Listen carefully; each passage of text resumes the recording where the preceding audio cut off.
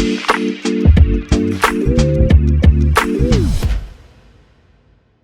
right, hello. Welcome back. Chase Thomas Podcast, taping this on a Thursday afternoon. Cousin Logan here, as he is every week at this time. Got the Super Bowl champions hoodie on for his Los Angeles Rams out there in Los Angeles, California.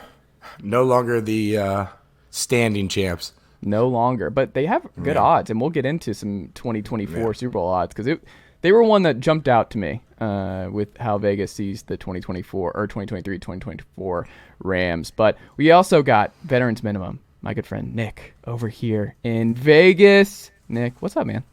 The reason why I did the fist bump is because, Logan, I had bet the Rams last year to win the Super Bowl at 15-1 the day after Stafford got there. I've been a Stafford stan his whole career. I think he was a product of shit in Detroit, and when he went there, I was all in, and luckily it paid out. So I need to get me a hoodie like that too, bro, because I like to buy merch to remember certain achievements. It's usually sneakers, but I got my Grinch Kobe's if you're into sneakers because of Cooper Kupp and the LA Rams. Yeah, so every time I wear them, I'm like, shout out to Cooper Kupp. Yeah, I've been a Stafford fan for a long time too because my mom was a dog, so I watched him playing in college with AJ Green.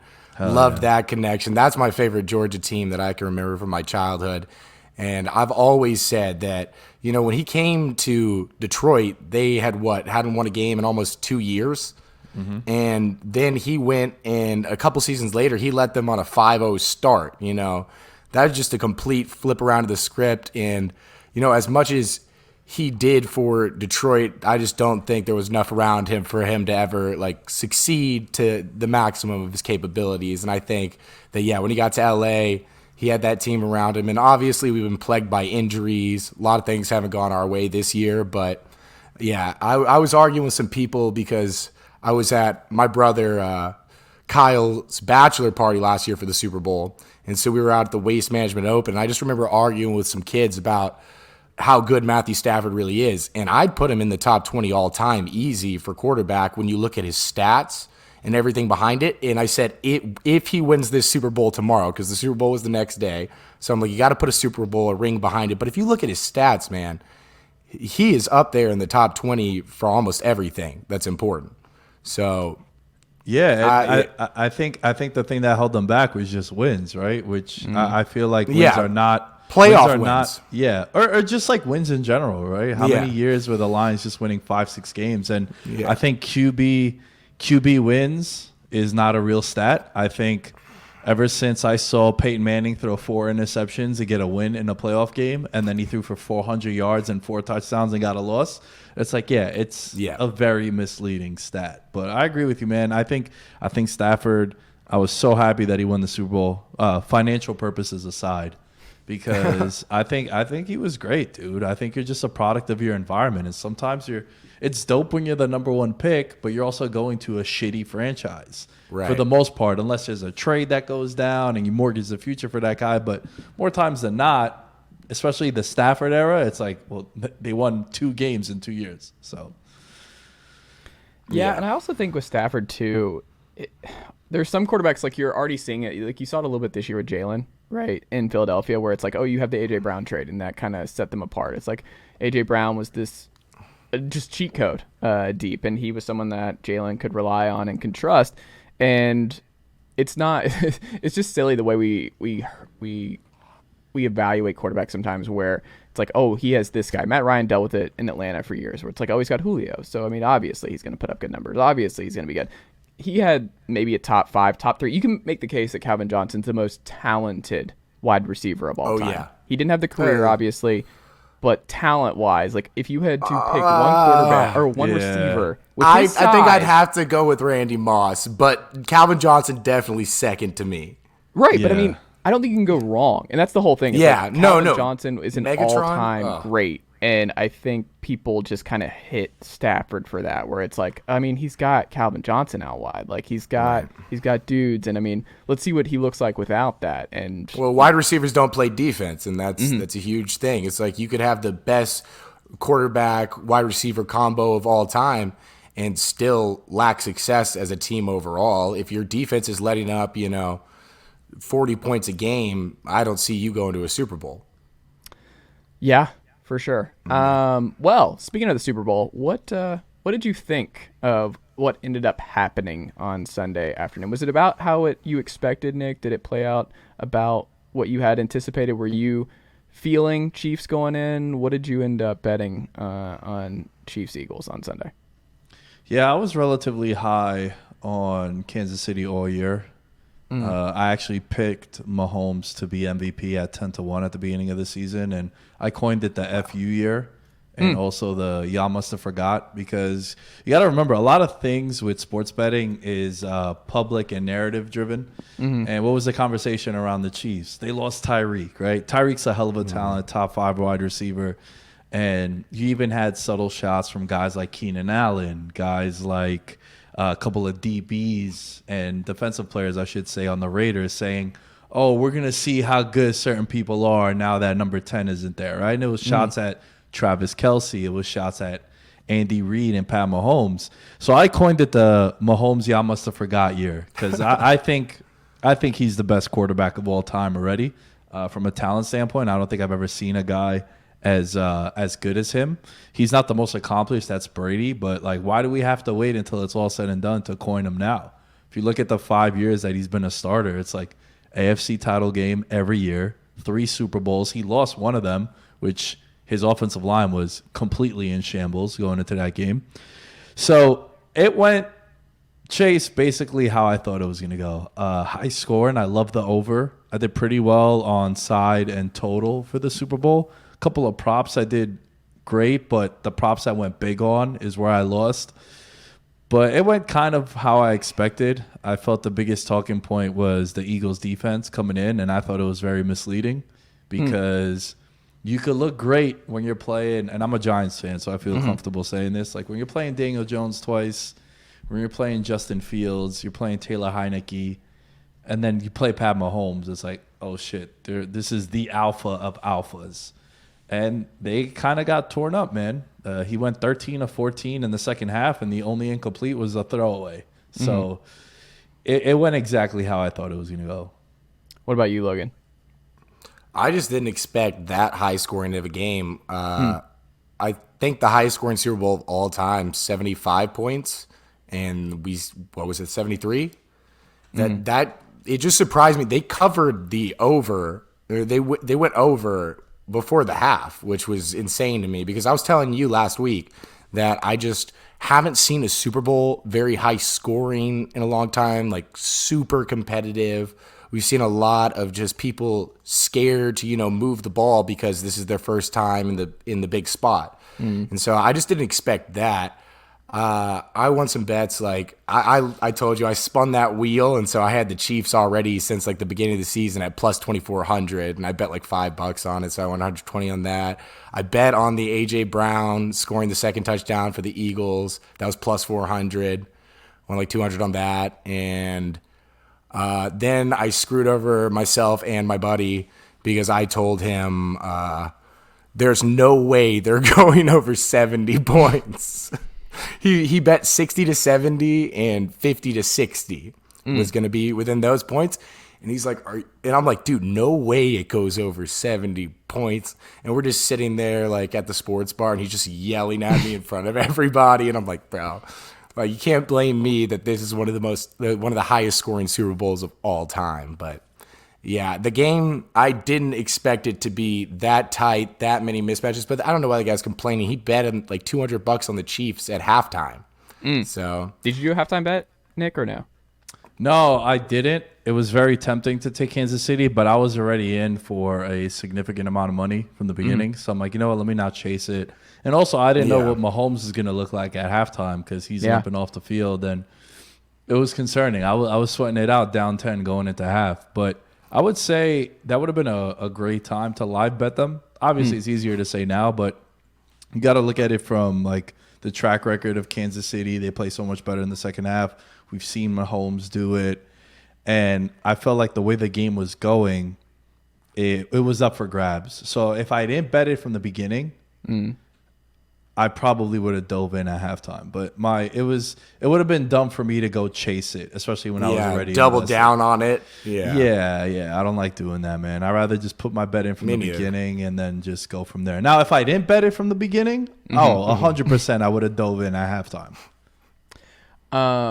Logan, a bet that hit that surprised you. I'm going to guess, because didn't you tell me last week? It was funny because I was watching it with my father-in-law and my wife last Sunday, and I think I mentioned them. I was like, Logan, I think he bet like Mahomes' first pass would be a completion. You could do that, and then it hit. No, I didn't.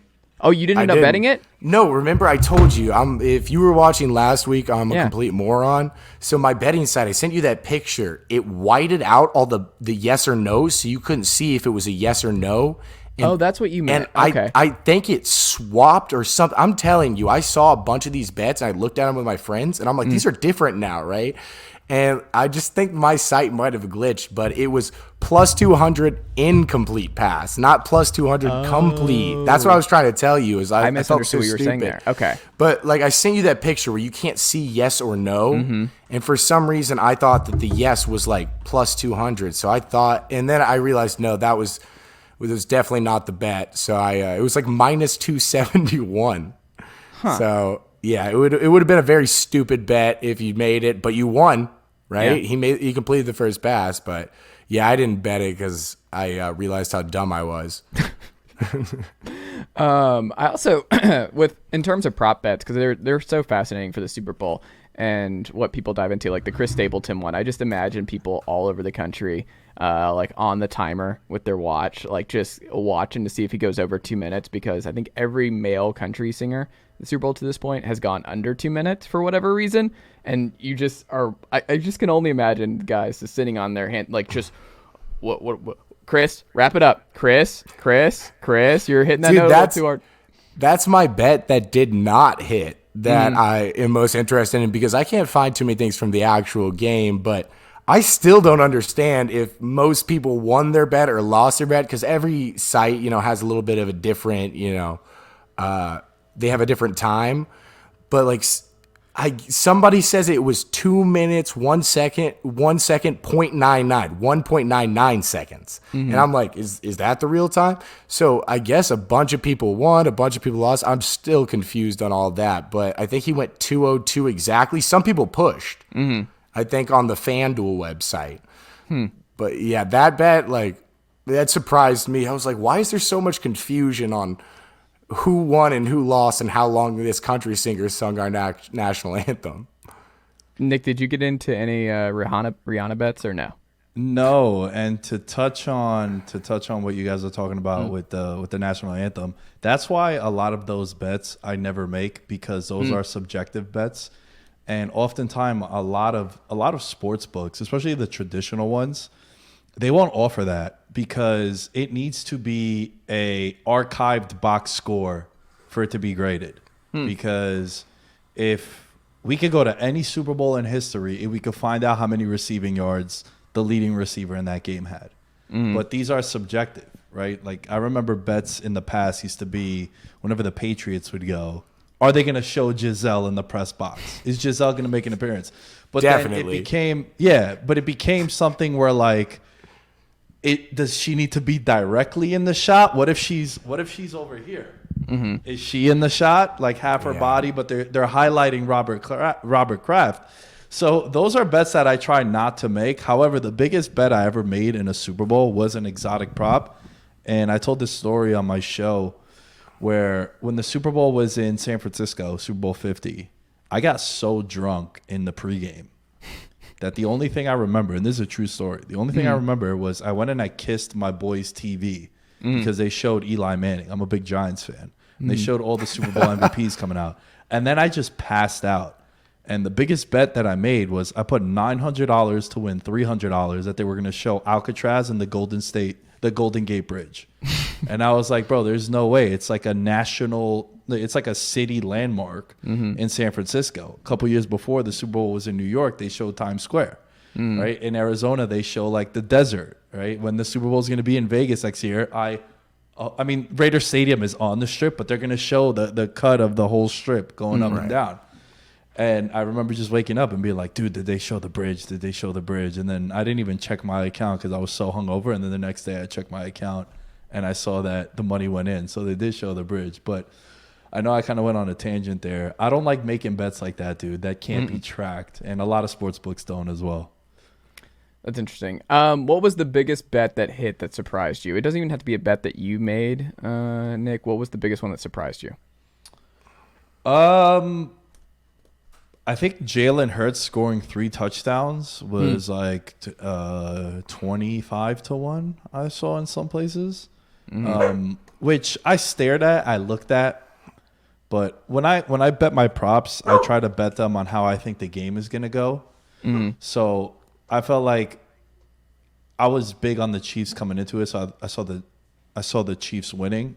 So I figured for the Eagles to win, it probably means Jalen Hurts has to do a lot on the ground. And he did.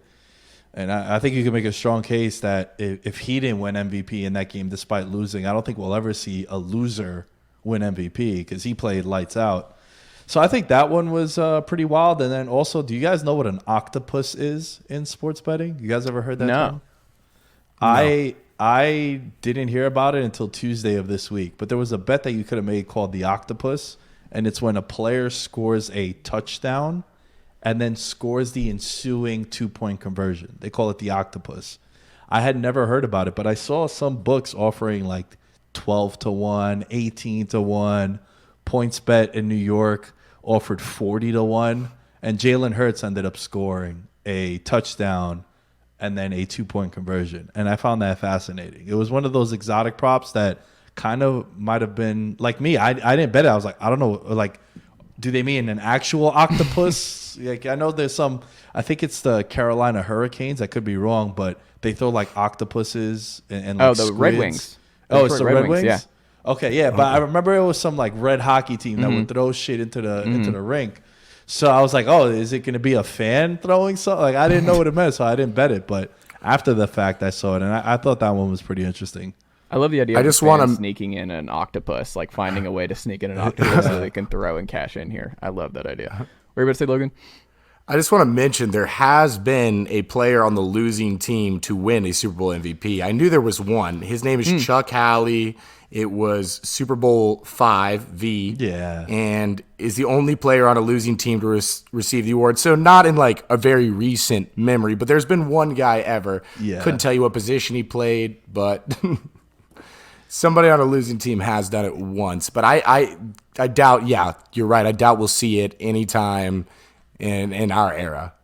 Was there a bet dude, that... if you... Oh, yeah, go ahead, Nick.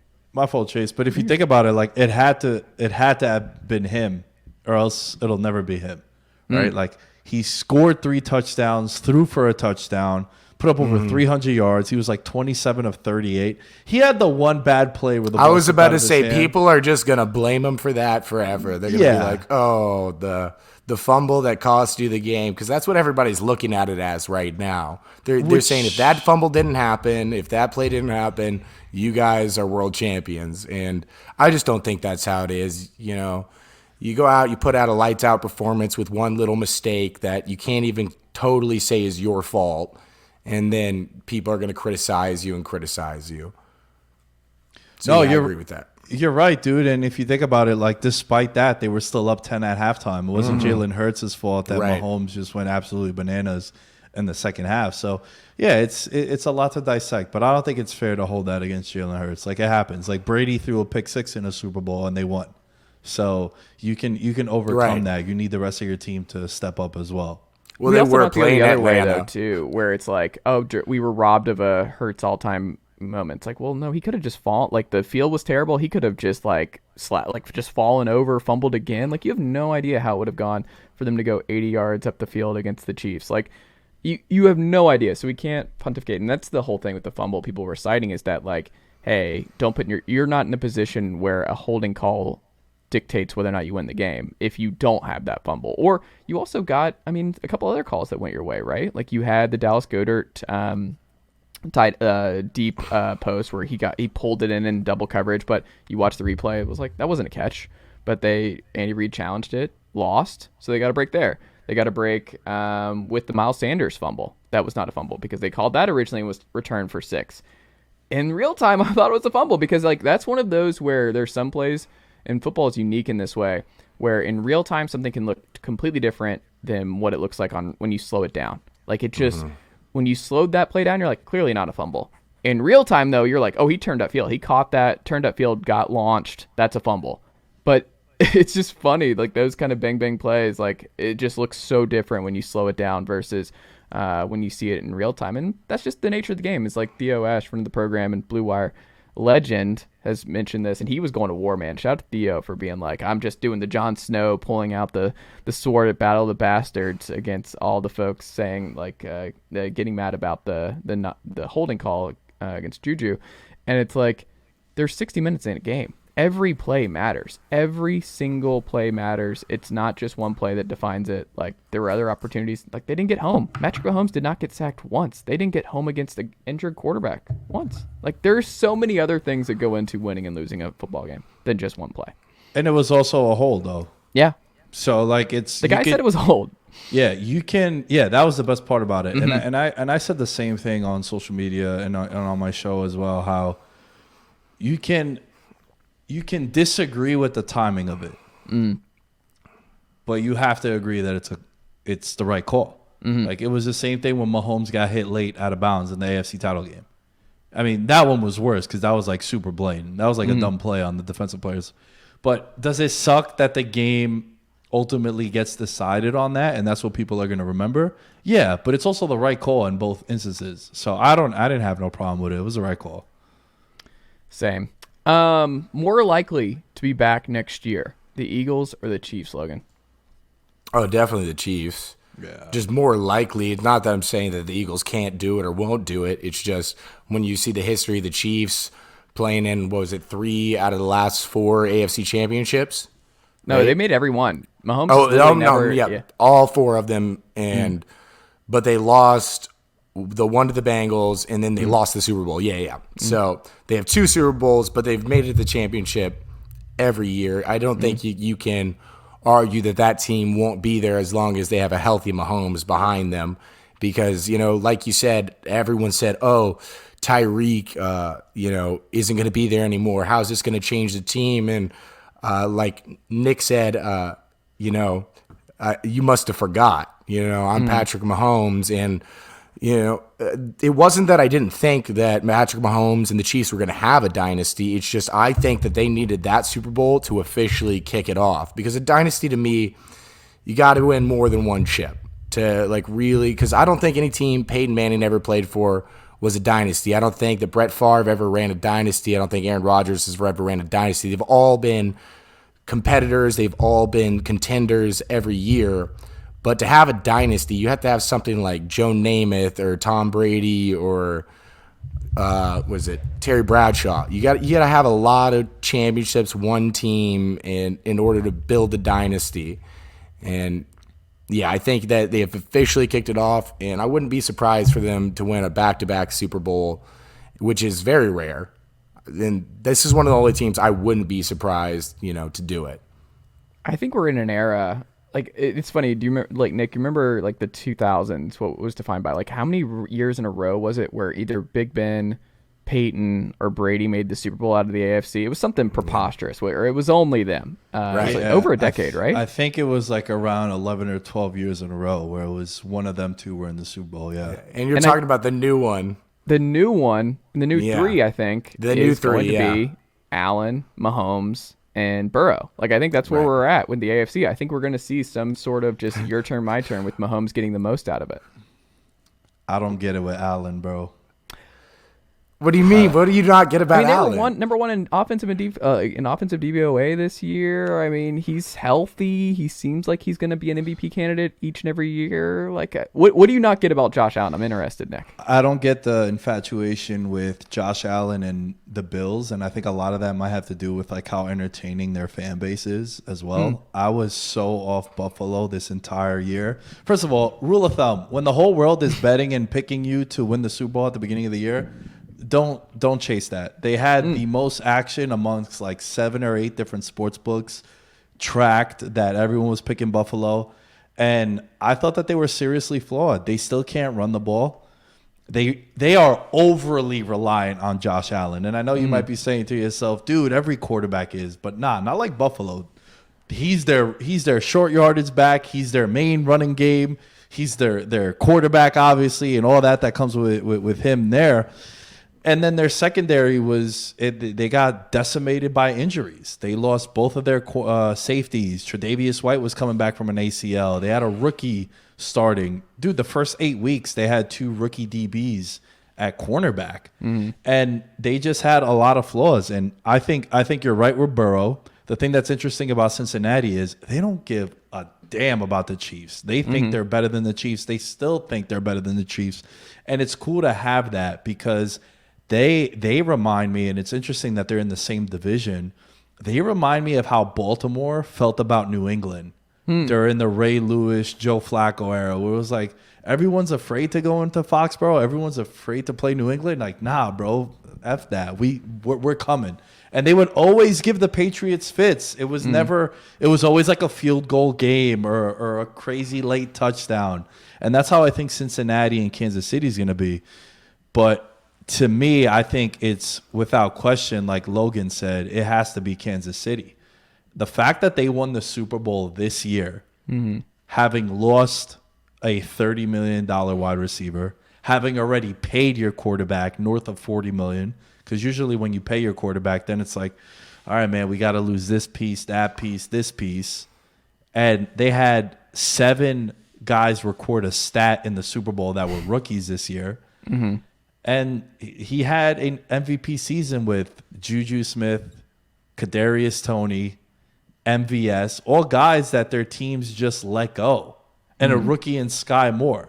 So it's definitely Kansas City for me. There's a lot of things I don't like about Philly moving forward. They're going to have to address free agency. They've already lost both of their coordinators, which is a massive thing to have to replace.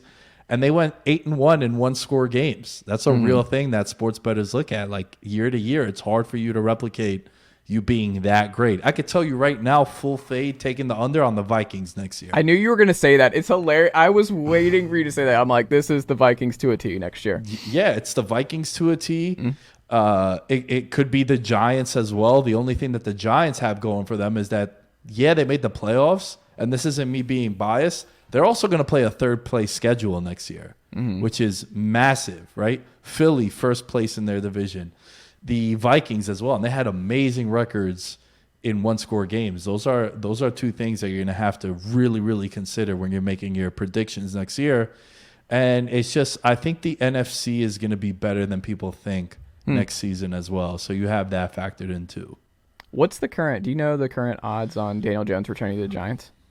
No, but I think from everything I'm hearing from the Giants, and I know some people in that organization, they're saying that at worst they're going to franchise him, which I would love to see, because I don't know if he is a $40 million quarterback. It feels weird thinking that, but you pay him $40 million for this year. He's a franchise tag guy, and you have him another year in the Brian Daboll system, and then you can make the proper analysis of, all right, Daniel Jones sucked those first couple of years, but now he got Daboll, and look, the last 2 years he's been lighting it up. So I think he comes back to the Giants.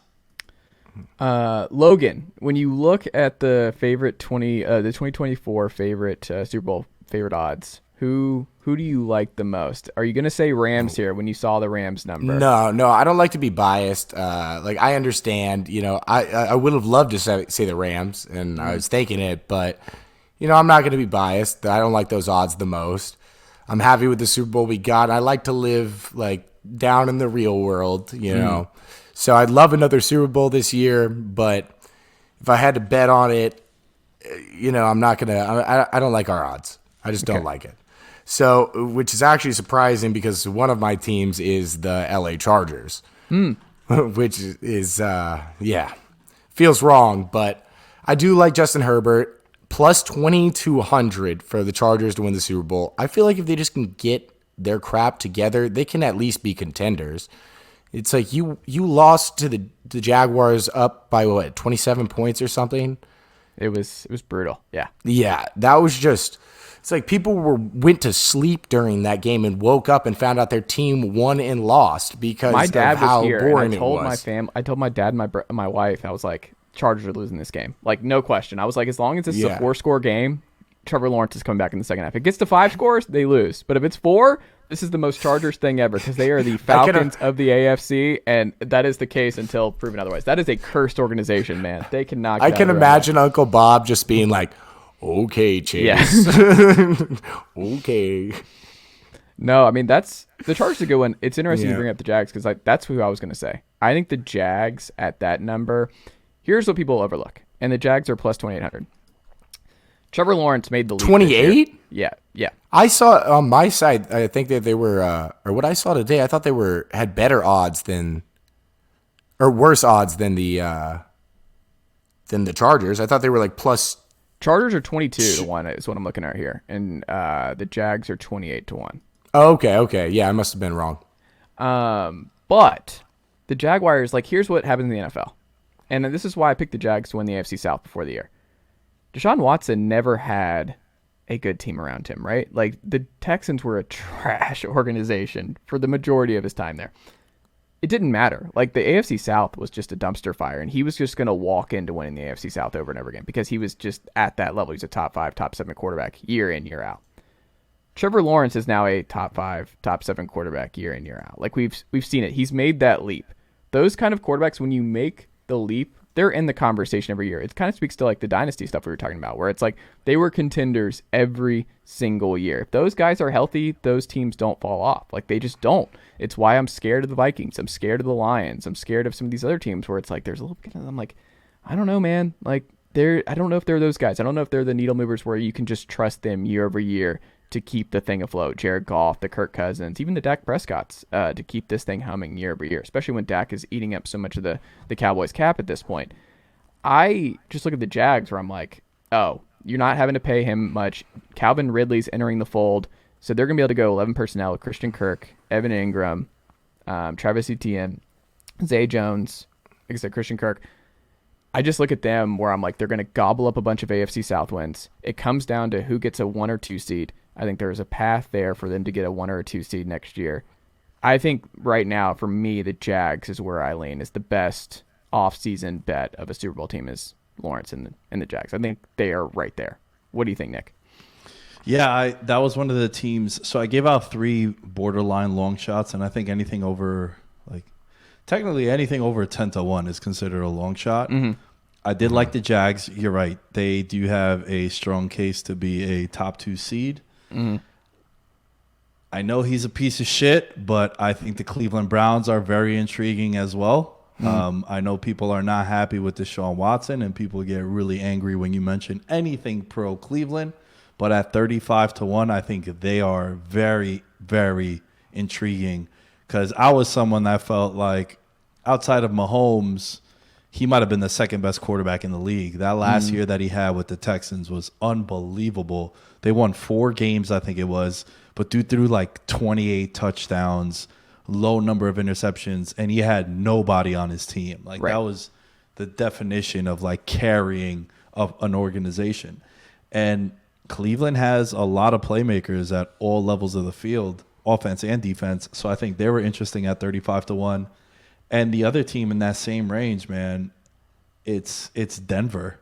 Unless you think Russell Wilson is completely fried, Sean Payton is going to open up a lot of things for him. And they have talent everywhere. A lot of young guys on their roster that have not gotten paid yet. A couple of the receivers, Patrick Surtain in the secondary is a premier corner.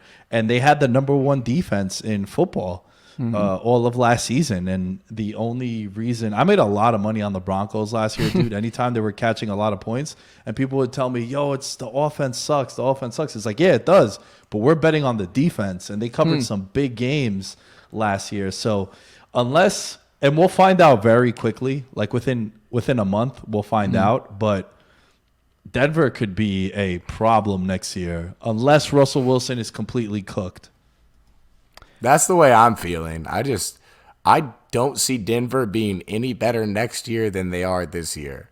Yeah. Honestly, I think Russell Wilson was great and I think he still has the potential to do well, but I just don't see it.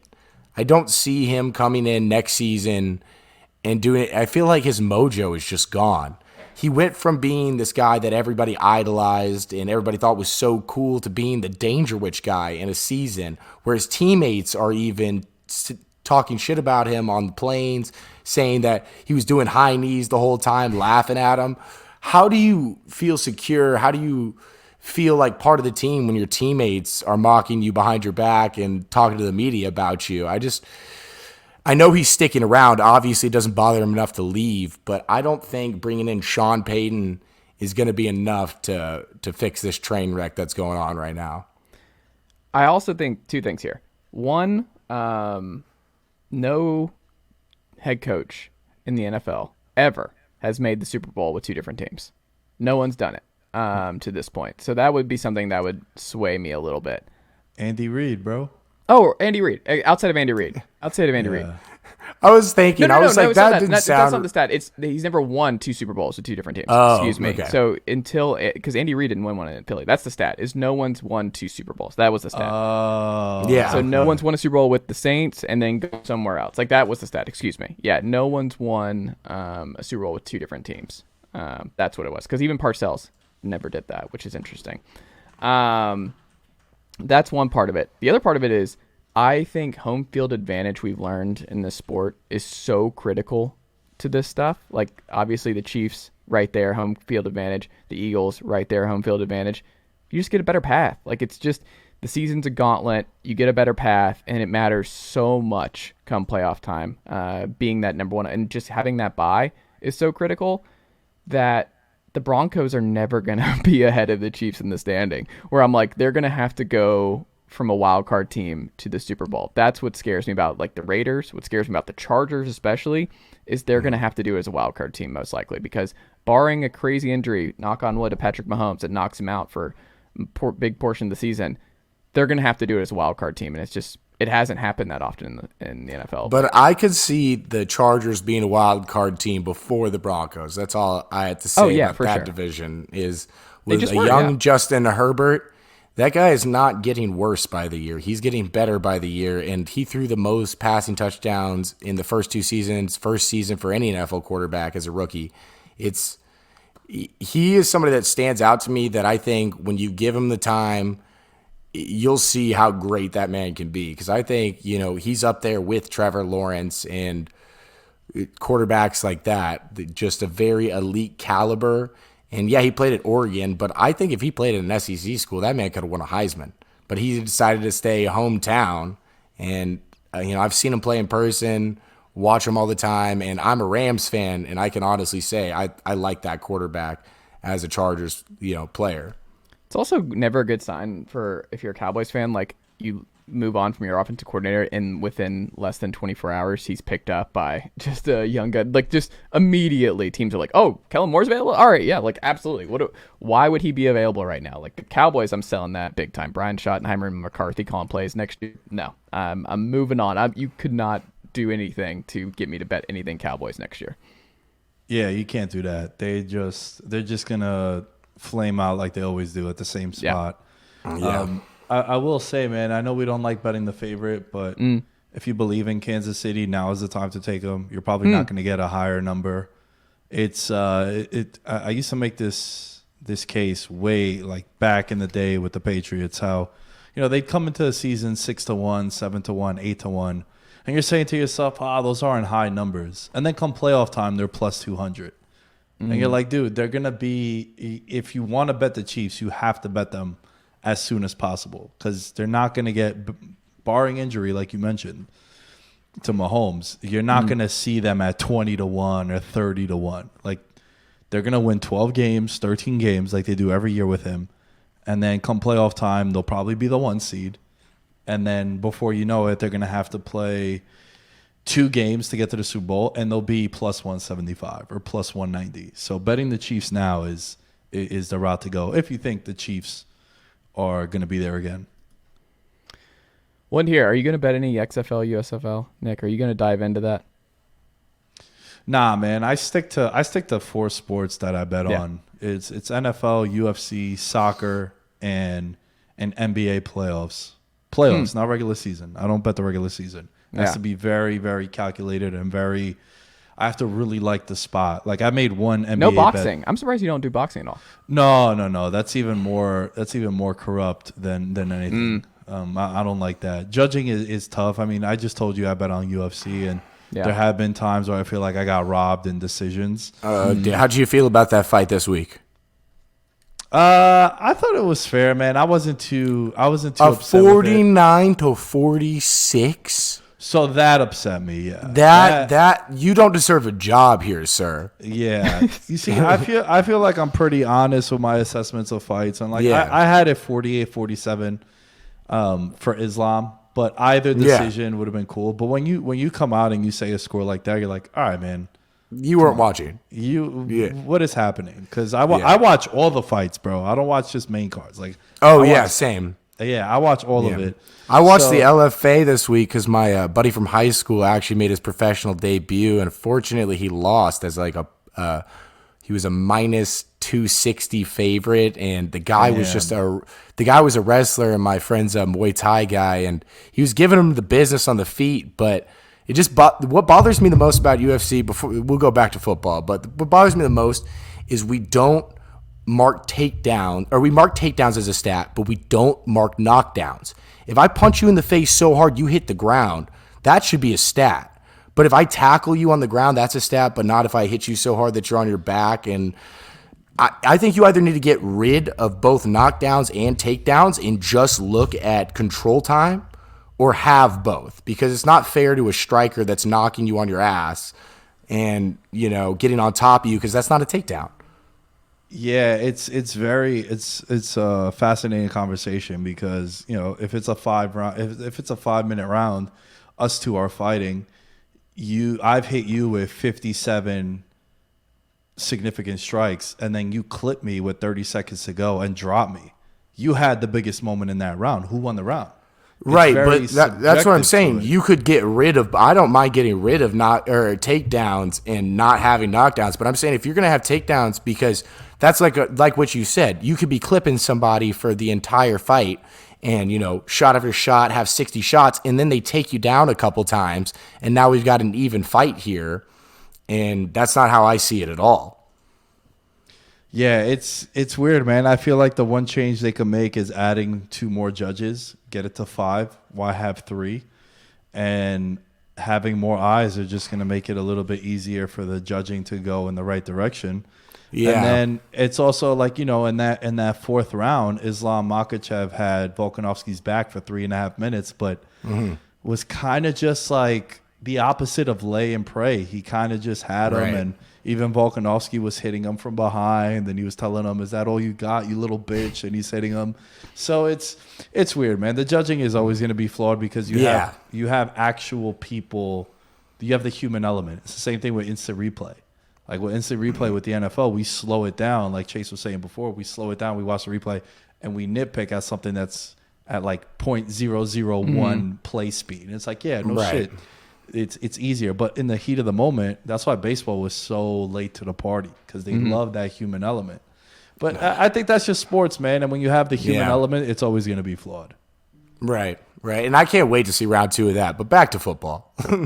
Well, we're wrapping up here. Nick's got to get to the studio. We've got other stuff going on, but this has been great. Nick, when can the good folks check out from you over at Veterans Minimum this week?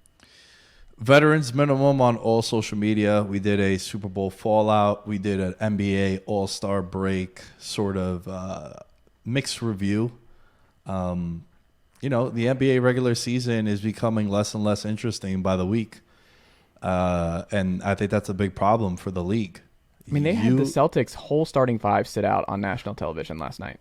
And dude, I literally highlighted that game, and I was like, look, they're playing the Bucks a couple nights ago, and they had like their C+ team. And this is a game where, look, there's a lot of things to consume, but I'll look at the NBA schedule every weekend for the next week coming up, and I'm like, oh shit, Celtics Bucks game. I'm gonna tune into that one, and then I'm excited to watch it. And then they have all these guys sitting, right? Or like LeBron and AD don't play for the Lakers, and they're playing the Suns, and you're like, oh, there's no Devin Booker either. So I think it's a big problem. That was something that I had a conversation with one of my buddies on the show talking about NBA regular season. And then, as a New York Knicks fan, I loved how shit didn't work out for the Nets with KD and Kyrie. So we were definitely taking victory laps on that one. Were you in the video, the Knicks fan video, of like, don't you want to come to the Knicks? Don't you want to come to the Knicks? Nah, man. Those guys, shout to Side Talk NYC. They're legends, man. I know one of the guys that runs that account, and it was I'm happy for their success. They've been doing that for a long time, bro. It's so good, though. I watch it. I'm not really kidding. I still watch it at least once a week. Logan, do you know what we're talking about? The video of the Knicks fans for a minute, just like talking about KD and then, hey, yo, fuck Trae Young, and then everything else is just so funny. Like, the guy's like, I think he's like doing. Oh, are you talking about when they beat Atlanta in that one? Nah, they beat the Celtics yeah. last year in the regular season, the home opener. They beat them in overtime. And it was like all those videos are coming, like the Bing Bong. That's where Bing Bong is the best. Originated Bing from. Bing Bong. Oh man, Yeah. it just gets me hyped up. Like whenever I'm dragging, just watch that for a minute, and you'll be wide awake all over again. Because Knicks fans are special. They care and they're awesome.